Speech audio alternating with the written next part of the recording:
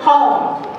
We are a net exporter of federal tax dollars. That means more of our tax dollars go out than come back home. But if you fill out that census, over 10 years, you will bring in $20,000 of federal tax money, each and every one of you. Now, if you don't want to fill out the census, if you'd rather your money went to New Jersey or Minnesota, okay, well, you can move there, but I'm telling you, you can bring it home for our schools, for our roads, for our parks, for our health care, for our hospitals, for our children, and for our future. So I'm standing up here to tell you tonight, you can do 20,000, and you can do 20,000, and you can do 20,000, and I love y'all. Thank you very much.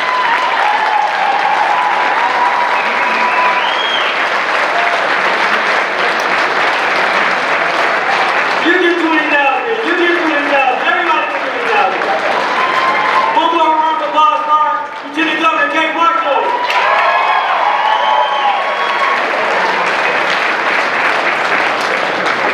Our next speaker graduated from Fisk University and became active in the civil rights movement. She was one of the first African American executives at IBM, moving to Nevada after retiring, where she still resides today. Please welcome to the stage Miss Caroline Booker.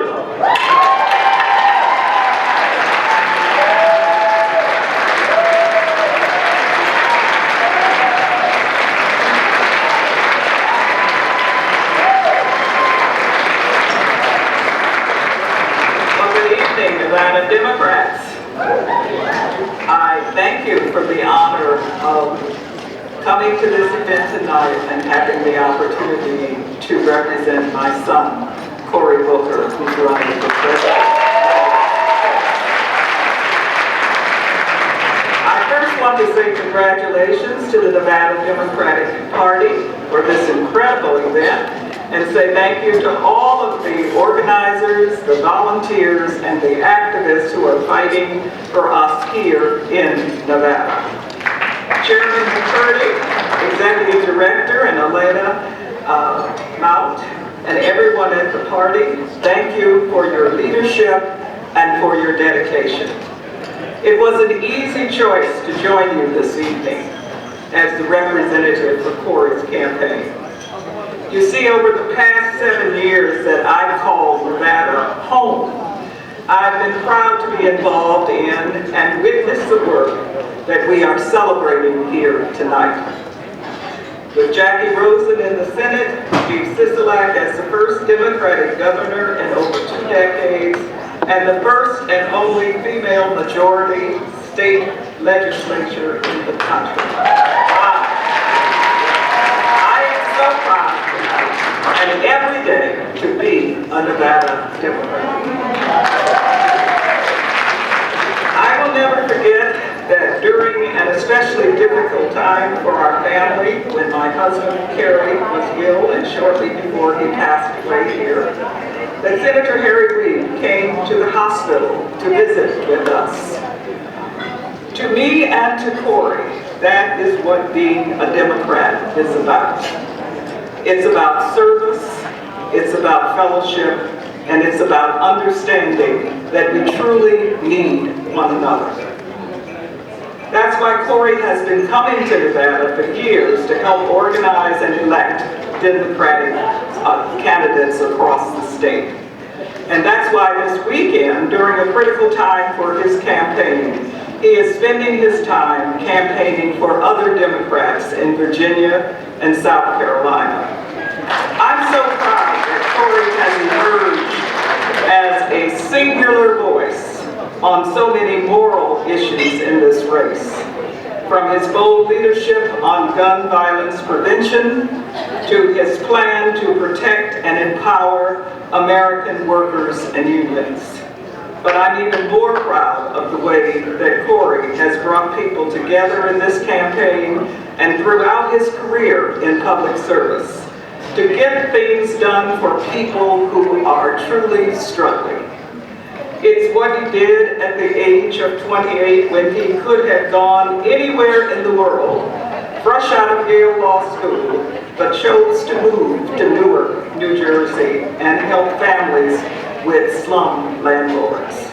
It's what he did as mayor of Newark, bringing people together to turn that city around. It's what he's done in the Senate, bringing people together to get criminal justice reform passed into law. And it's what he will do as our nominee and as our president. Cory, you see, is the kind of leader we need at this moment in America. He will unite our party and our country in common cause, and he will fight every single day to make justice and opportunity real for everyone. This time of year is always a little hard for our family because it's a little less than 2 weeks from now, which marks the 7th anniversary of the passing of my beloved husband and Cory's father. I know how proud his dad would be of Cory right now, of what Cory is fighting for, and more importantly, who he is fighting for every single day. And it reminded me that his dad often told, and I repeated this to him the day he was sworn in as a senator, and that is that titles do not make and honor the person. The person must honor the titles. And he has proven to do that throughout. So I know that Cory will be the kind of president who makes us all proud of him and of our country. And I hope that you will join us in this fight. And I thank you again for the honor of being with you this evening. Thank you. It is true.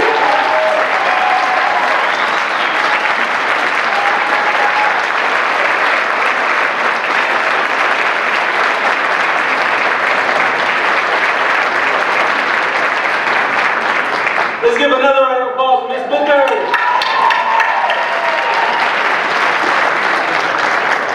Since being a part of Nevada's Blue Wave in 2018, our treasurer, Zach Conine, has been working to provide every Nevadan with a chance to succeed. From working with me to increase access to fresh food in our neighborhoods to tackling student loan debt, Zach is fighting for us in Carson City every day. Please welcome to the stage everybody's favorite treasurer, our state treasurer, Zach Conine.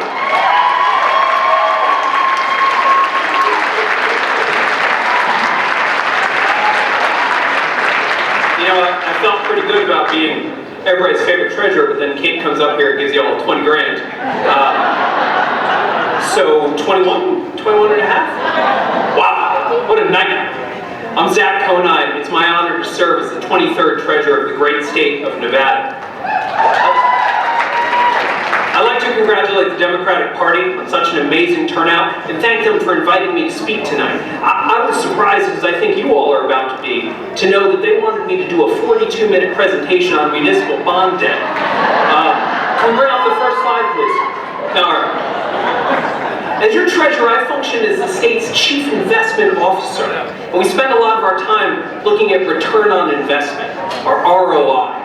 And I thought we could take just a moment and look at all of our ROI from that last election. Now, usually when I start talking about finances, folks start walking to the back of the door, so if you could just shut those, that'd be great, thank you.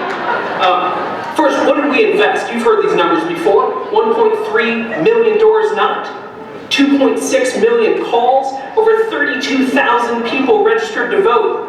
That's a pretty hefty investment, and you all made it with your time, nights, weekends. What did we achieve? You've heard all these before. The first Democratic governor in 20 years, check. 3 out of 4 Democratic congresspeople, check. Our second female senator, check. 5 out of 6 constitutional officers, and a treasurer who is 5'6". The first female majority legislature in the history of these United States. And with Nevada's 2018 Blue Wave, what were we able to get done? Let's talk about it. We were able to finally enact the universal background checks that were voted on by Nevadans, ban bump stocks, enact red flag laws, and other common sense solutions to gun violence. We increased funding for public education to the highest levels ever, while giving teachers a much needed raise. We guarantee, only a couple of claps for teachers? That's a straight. Okay. We guarantee that no person with a pre-existing condition can ever be denied health coverage. We also raised the minimum wage for the first time since 2006 and fought to expand collective bargaining for thousands of Nevadans. And like Tom Steyer said, we increased our renewable portfolio standard, so we'll have 50% clean energy by 2030. Now in our little corner of the Capitol, in the Treasurer's office, we've reinvested in finding new ways to serve Nevadans and increase opportunity. To address the growing crisis of student loan debt, we worked with Speaker Frierson and Assemblyman Watts to create the first Nevada student loan ombudsperson who will protect Nevadans from predatory student loans. We're working to make sure that our educational system supports the jobs of the future, and that Nevadans of all stages of their careers have access to the training and skills that they're going to need to survive. We worked with our friends in the environmental community to authorize $217 million in bonding for conservation projects. We worked with Chairman McCurdy to find ways to bring grocery stores and food outlets to our fresh food deserts and our needy communities. We worked to approve more than $268 million in affordable housing bonds this year alone, with plans to get that over $400 million by December. And we're working to ensure that every student in Nevada has the opportunity to pursue higher education and a better life, regardless of where they grew up. Now that ROI feels pretty good to me. How's that feel to you? So, what do we do now? We should just kind of take a breather, right? Rest on our laurels. Nevada's perfect. We don't need anything else. Everything's going well in the country, right? No. We've made great progress here in Nevada, but now we need to get the country back on track, like it was under President Obama. We have a responsibility not just to ourselves, not just to those in the room, but to people we've never met, to our kids, to our grandkids, to create a more unified America and to invest our time into making sure that it happens.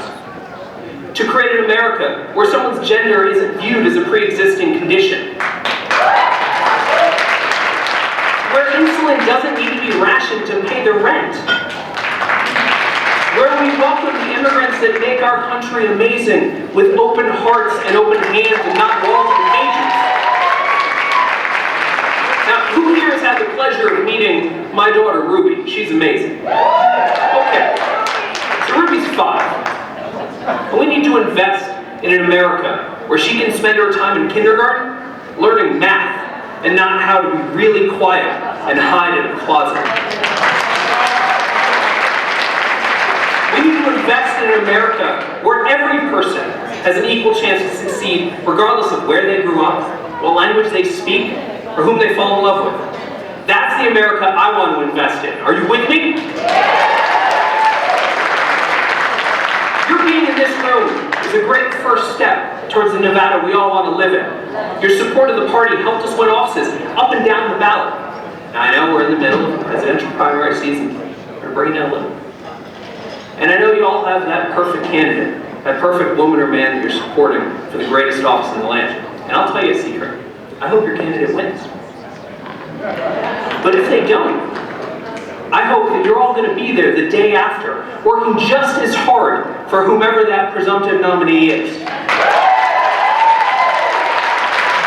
I have your commitment that you will be there the day after? You know what? Take a day off. 2 days after. And you're going to get back to work on those doors? You know, we have a caucus coming up on February 22nd, in case you know, to determine our nominee, and then only 255 days later, we're going to decide what country we want to be for the next generation, the generation after that. To be successful, we're going to have to work like we've never worked before. That means turning out Democrats from Clark to Reno to West Wendover and everywhere in between.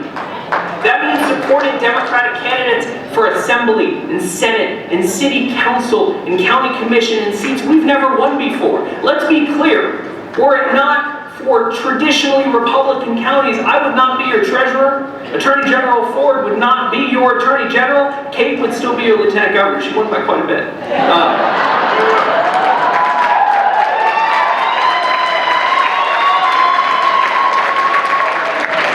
We're going to give up up nights and weekends. We're going to call our friends. We're going to call our friends when they're tired of hearing from us and we're tired of calling them. We're going to knock doors we've knocked every cycle and doors we've never knocked before. We're going to make some friends.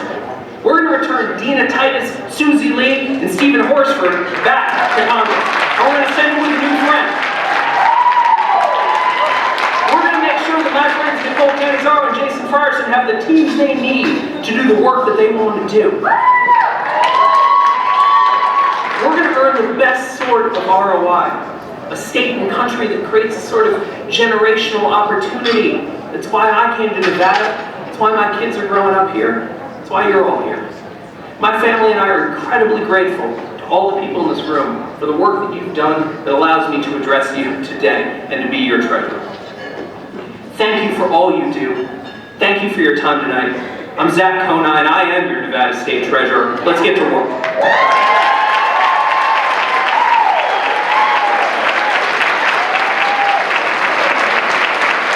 Let's give another round of applause for our treasurer, Zach Kona.